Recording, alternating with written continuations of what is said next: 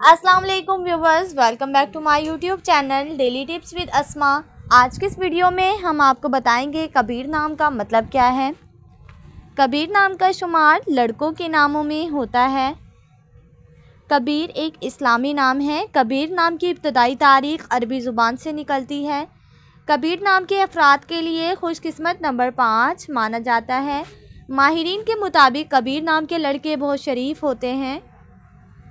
कबीर नाम का मतलब है बड़ा बुजुर्ग। कबीर नाम के लड़कों के लिए खुशकिस्मत दिनों में बुध और जुम्मे का दिन शामिल है। कबीर नाम के अफराद के लिए मुवाफिक रंगों में पीला सब्ज़ रंग शामिल है। कबीर नाम के अफराद के लिए मुवाफिक पत्थरों में फ़िरोज़ी पत्थर शामिल है।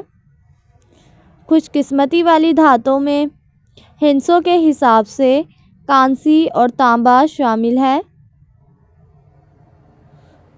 फ्रेंड्स, अगर आप अपने नाम का मतलब जानना चाहते हैं तो कमेंट बॉक्स में अपना नाम लिखें।